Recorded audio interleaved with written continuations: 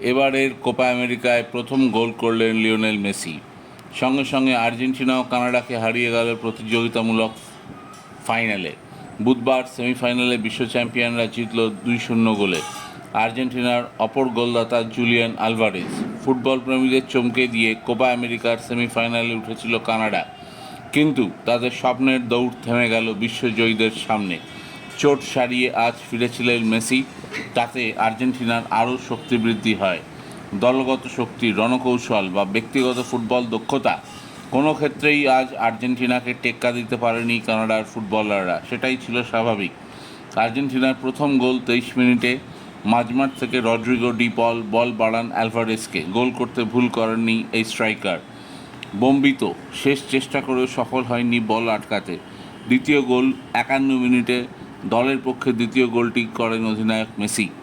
এটাই এবারের প্রতিযোগিতায় তার প্রথম গোল। কানাডার ফুটবলাররা আংশিক অফসাইডের দাবি জানিয়েছিলেন বটে, কিন্তু ভিএআরের সাহায্য নিয়ে রেফারি জানিয়ে দেন গোল বৈধ। এই নিয়ে মেসি স্পর্শ করলেন একটি নতুন মাইল ফলক। ইরানের আলী দাইকে টপকে দ্বিতীয় সর্বোচ্চ আন্তর্জাতিক গোলদাতা হলেন আর্জেন্টিনার অধিনায়ক।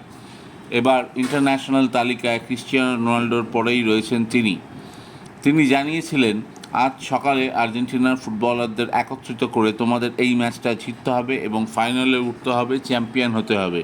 এই ট্রফিটা উৎসর্গ করতে হবে ডি মারিয়াকে। আর্জেন্টিনার বিশ্বস্ত সৈনিক ডি মারিয়া। মেসির থেকে তিনি কিছু কম নন। আর্জেন্টিনার শেষ 15 বছরের ফুটবল ইতিহাসে বহু গুরুত্বপূর্ণ ম্যাচ জিতিয়েছেন ডি মারিয়া। এমনকি 28 বছর পর শেষবার ব্রাজিলকে হারিয়ে মারাকানার মাঠে ডি মারিয়ার গোলেই চ্যাম্পিয়ন হয়েছিল আর্জেন্টিনা। এছাড়া বহু গুরুত্বপূর্ণ ম্যাচে আর্জেন্টিনাকে উতরে দিয়েছেন ডি মারিয়া। তো যাই হোক, আর্জেন্টিনা জিতেছে, ফাইনালে উঠেছে। অন্য সেমিফাইনাল হবে কলম্বিয়া এবং উরুগুয়ের মধ্যে। তাতে যে জিতবে আর্জেন্টিনাকে ফেস করবে তারা ফাইনালে।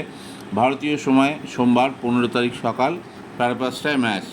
খবরটি ভালো লেগে থাকলে অবশ্যই মোর লাইক অ্যান্ড সাবস্ক্রাইব করুন।